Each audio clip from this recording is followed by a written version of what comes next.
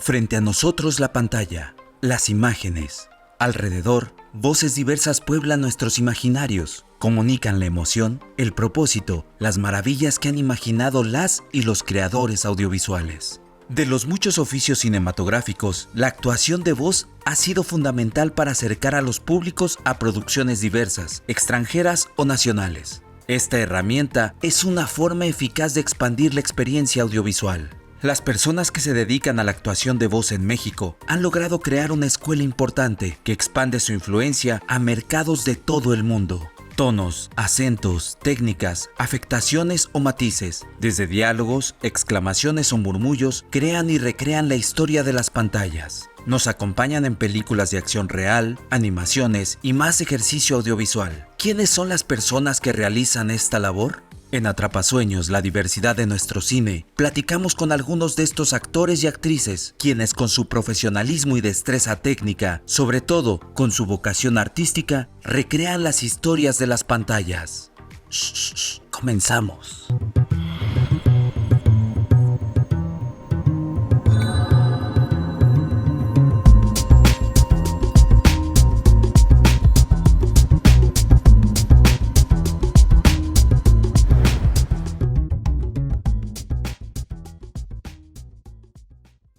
Una de las voces más reconocidas, no solo en México, sino en todo el continente, es la de Humberto Vélez. Su interpretación en español latino de Homero Simpson es todo un emblema de este clásico de la animación norteamericana.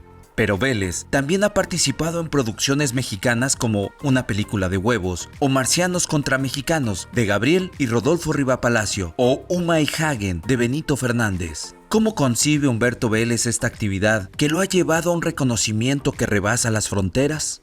Voy a empezar por decir que el doblaje es una especialización de la actuación, como hay otras, ¿no? Hay cine, hay teatro, hay radio, cabaret, circo, carpa, en fin, todas esas son, según yo y según mucha gente, según libros incluso, pues modos o especializaciones o manifestaciones del arte dramático o de la actuación, ¿no?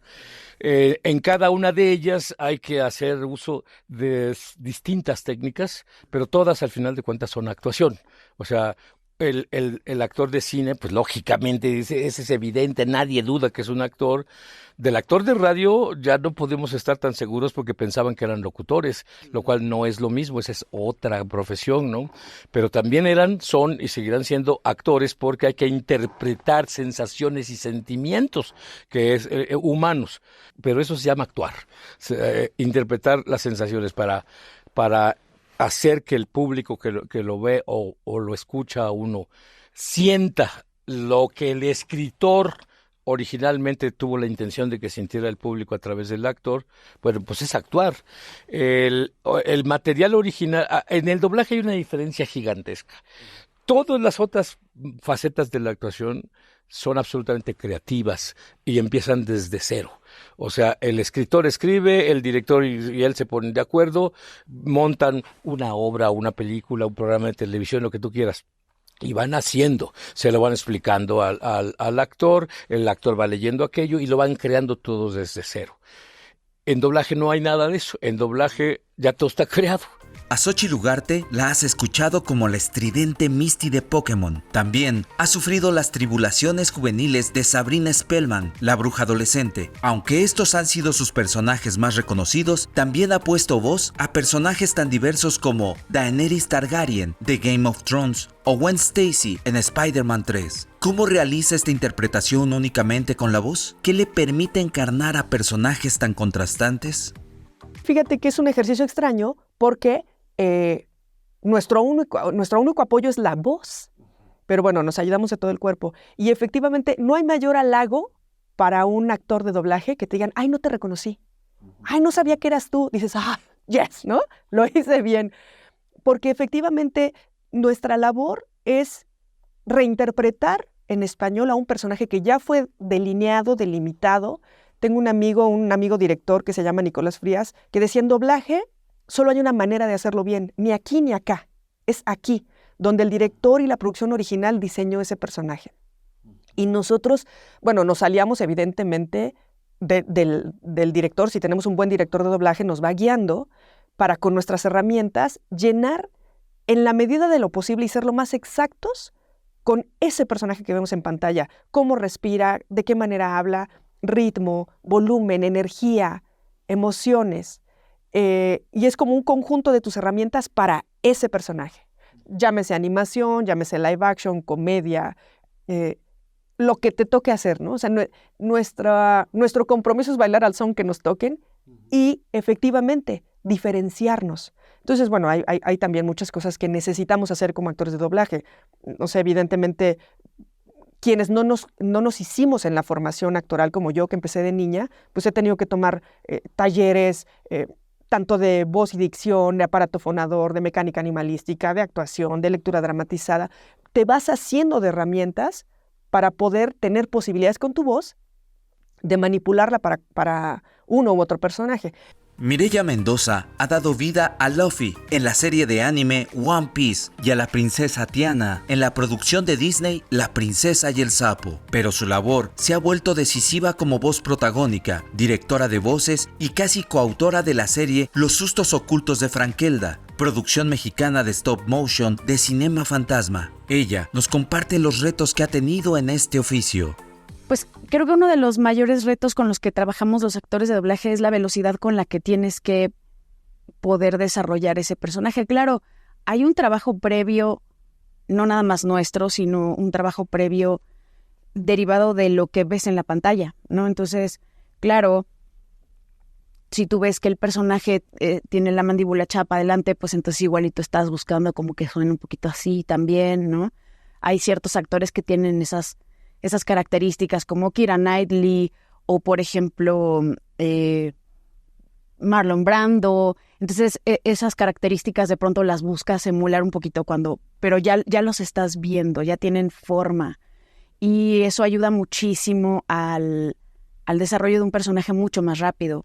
Va a haber ocasiones en las que no es una característica física del actor, sino una característica que desarrollan ¿no? Entonces, que con prostéticos o con también un trabajo físico, y esas cosas ayudan a que lo vayas desarrollando. Uno de los profesionales más aclamados de la actuación de voz es Salvador Nájar. Él ha hecho la voz de Kermit, la rana René, durante más de 35 años. Su formación como historiador lo ha convertido en una autoridad de la actuación vocal. El recuento de actores, técnicas y evolución de este oficio lo ha condensado en su libro El doblaje de voz, lectura obligada para quien quiera dedicarse a esta actividad.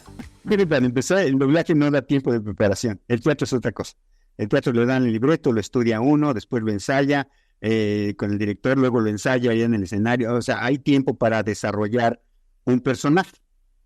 En doblaje le dan un llamado, o sea, lo citan, hacen una cita laboral, de mañana a las 10 de la mañana y tienes 20 loops, o tienes 250 loops, o la sorpresa más grande que me han dado en mi vida, por decirlo algo, es: mañana tienes llamado y tienes cerca de 900 loops.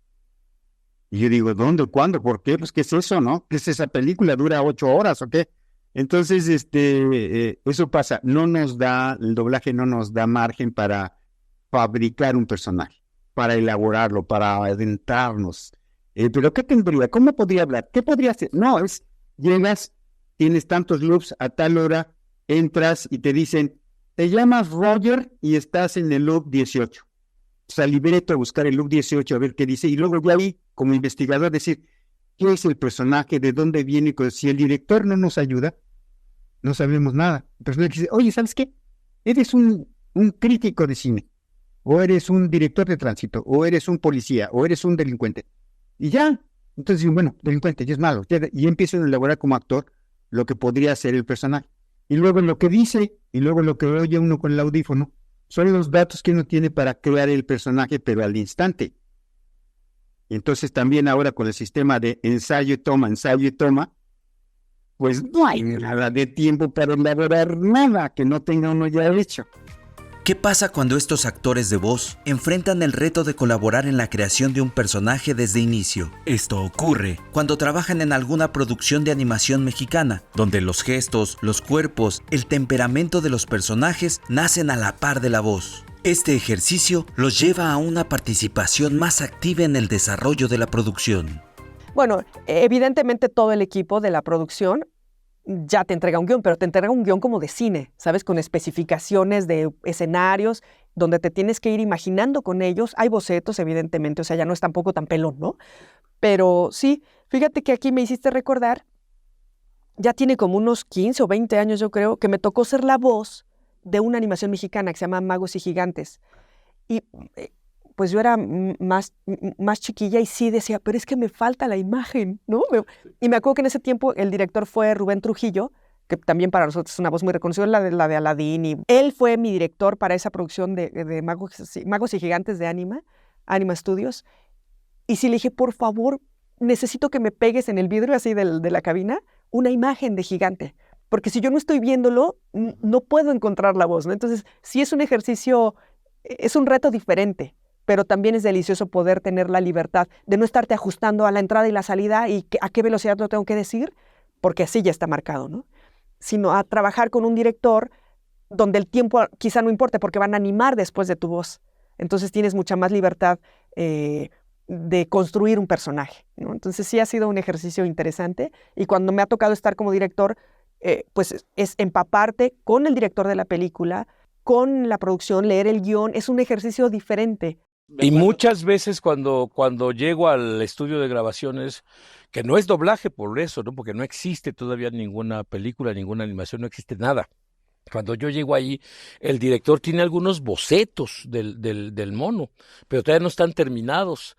Y entonces a lo largo de la grabación, de la actuación, él me va diciendo cosas que se le van, pues no ocurriendo, digo, van saliendo de su historial de director, ¿no? Las vamos añadiendo ahí y me dice, espérame tantito porque ya cambió un poco el mono y lo empieza a dibujar distinto. Dice, es que no puede ser, vaya, no puede tener esa panzota por esto y esto y esto, debe tener un vientre plano. Bueno, si ya no tiene la panzota no puedo hablar así, pues no, entonces va de nuevo, ¿no? Entonces, así me pasó, por ejemplo, con uno de la película de Huevos con Gabriel Riva Palacio, que cuando llegué le dije, a ver, ¿dónde está el monito? Me dice, no existes. ¿Cómo no existes? No existes. Entonces, ¿qué voy a hacer? Pues ahí, aquí lo vamos construyendo. No hay dibujo, no hay nada. Dice, ni siquiera sé cómo va a ser. Solo sé que es, no sé, malo, tonto. Me dio las características y dice, ¿y cómo vamos a hacer eso? Pues aquí lo vamos construyendo, ¿no? Y entonces cuando empecé a hablar, ya iba diciéndome, sí, esto no, le daba yo un montonal de tomas y me decía, va más por acá. Entonces ahí vamos haciendo, sí, por supuesto la sesión fue muy larga, pero fue muy fructífera, porque siempre una sesión de creatividad con gente como ese cuate Gabriel Riva Palacio, pues es tremenda, ¿no? Es muy enriquecedora, ¿no? Entonces, ahí vamos haciéndolo, y en una de esas estaba yo, todavía no estábamos ni en la mitad de la película, cuando estoy haciendo una toma, bla, bla, bla, bla, porque ahí estoy viendo el libreto, ¿no? Ya que el mono ya estaba bastante bien conformado en su cabeza, ya cada vez que hablaba decía, ese es el mono. En una de esas estoy grabando y dice, ¡acabas de nacer! Pero gritó, me quité los audífonos, fui y es que ya acababa de haber hecho el dibujito.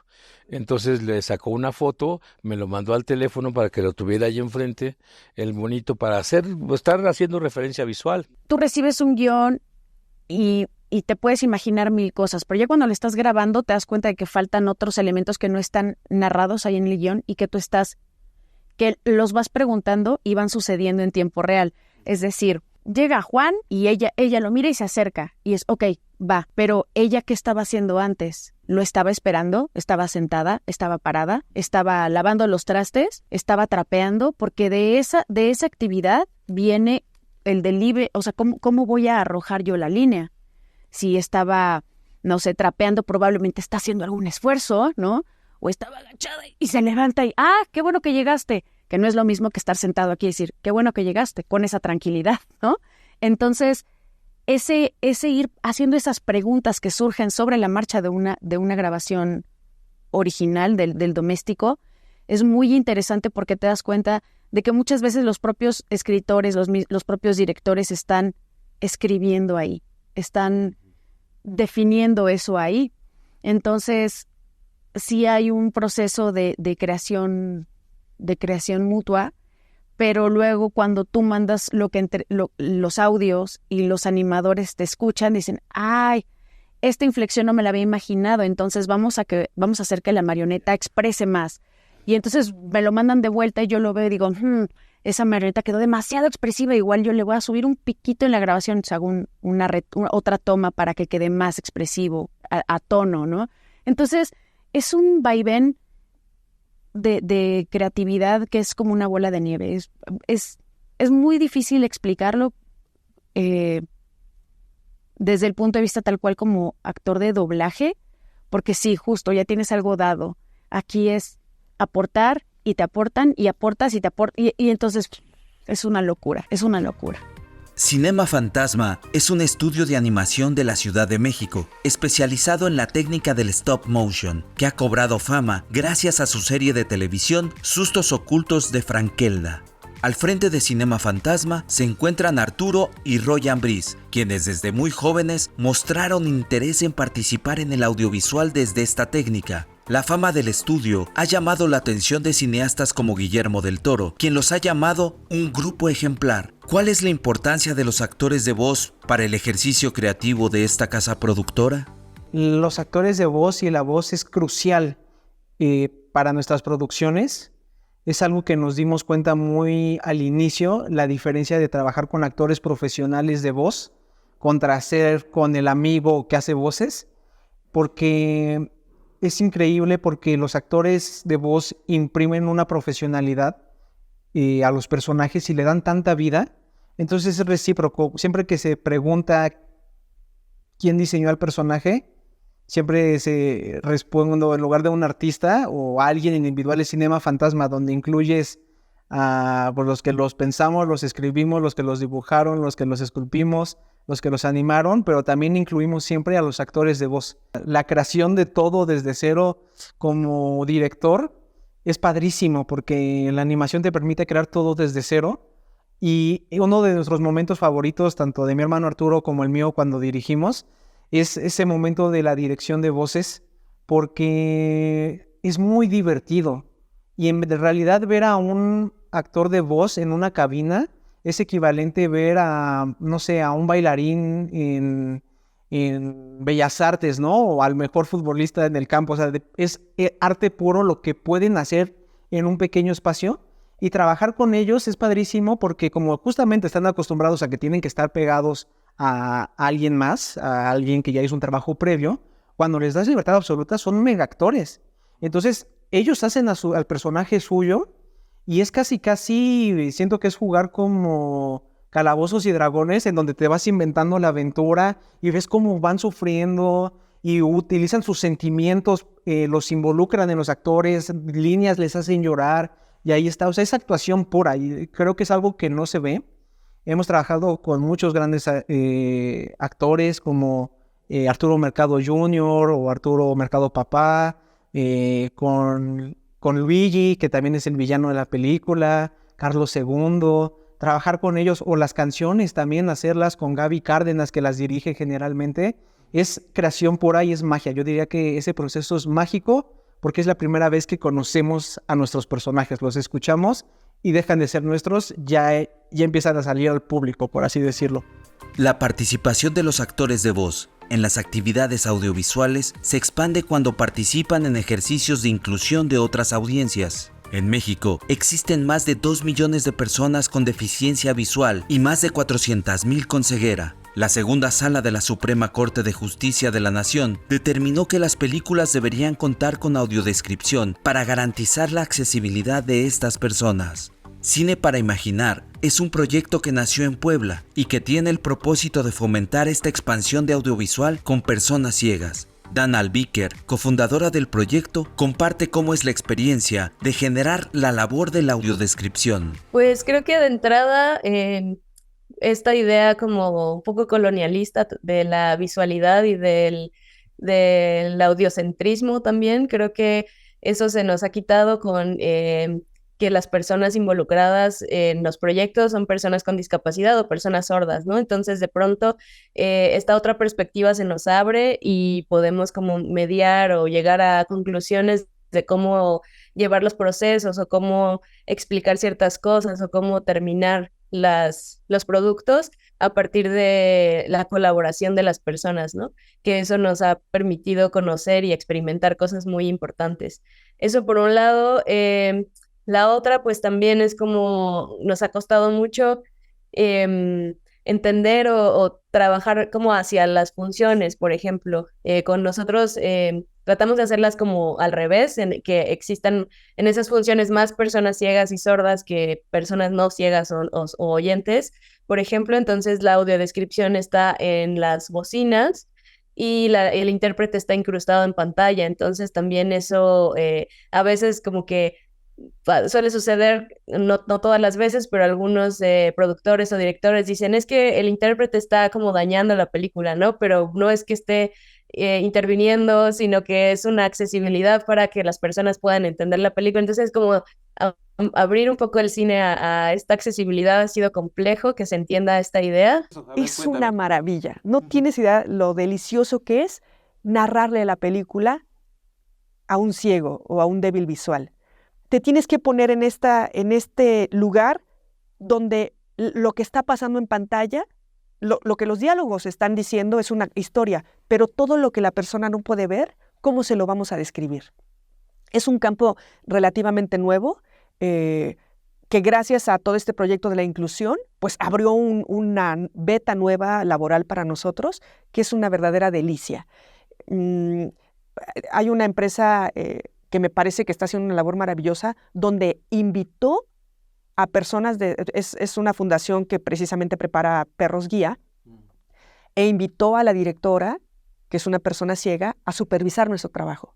Porque dijo, yo creo que los consumidores de lo que hacemos son los que tienen que juzgar si lo estamos haciendo bien o no. Y nos nutrió muchísimo, porque nos decía, tal cosa, no necesito que me la describas, los diálogos ya me lo están diciendo. Pero aquí me perdí, ¿qué pasó? ¿Por qué no me estás describiendo si el auto, cómo se volteó? ¿Se volcó? ¿Quedó llantas arriba o no? Yo necesito esa imagen, ¿no? Entonces, ha sido una cosa deliciosa, una oportunidad nueva de trabajo para nosotros y una labor con un sentido súper valioso y bonito si lo hacemos bien. Entonces, no tienes idea, se abrió un nuevo campo de trabajo para nosotros. Sí, pues en la descripción hacemos sesiones en las que vamos leyendo el guión y hay un montón de ajustes y dudas. También hacemos una especie de talleres cuando hay varias personas ciegas, entonces invitamos a algunas personas de otros países como de Chile, por ejemplo. Son procesos más largos, pero sí funcionan mucho entre esa palabra no se entiende, esa forma de escribir esa descripción es confusa, entonces hay que construirla de esta forma. Ahí se escucha tal cosa y nosotros no nos dábamos cuenta de que sonaba, no sé, como por distracción o algo, ¿no? Que te digo que está como muy viciada esta visualidad, ¿no? Y quienes hacen los guiones, pues de pronto nos dejamos llevar como por esa visualidad.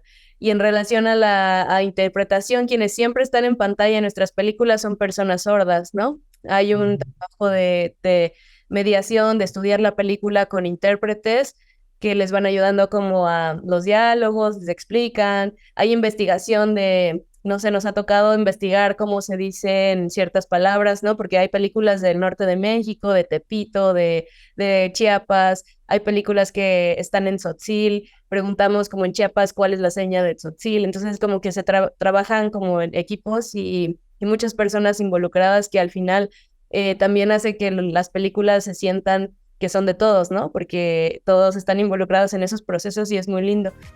Hay otro uso fundamental de la voz al interior de las películas y producciones audiovisuales, el doblaje a las lenguas originarias del país. Esta labor, aún incipiente, se realiza para la lengua tzotzil de Chiapas desde Satil Films. El cineasta Humberto Gómez, director del documental Chujulbe, Senda Sagrada, está a cargo de esta labor. En este caso, el doblaje es un ejercicio de accesibilidad, pero también de preservar la lengua propia y el proponer ejercicios de traducción a la lengua tzotzil. Se trata ni más ni menos que de insertar a las comunidades originarias en el ámbito de producciones audiovisuales del país y el mundo.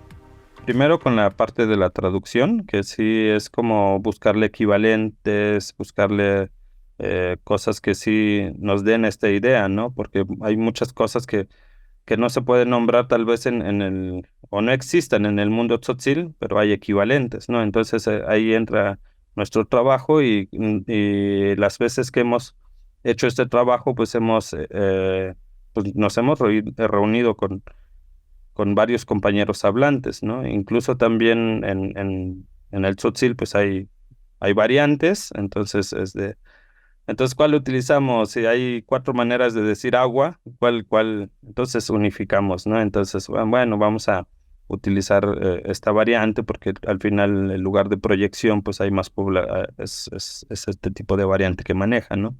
Pero sí ha sido como una tarea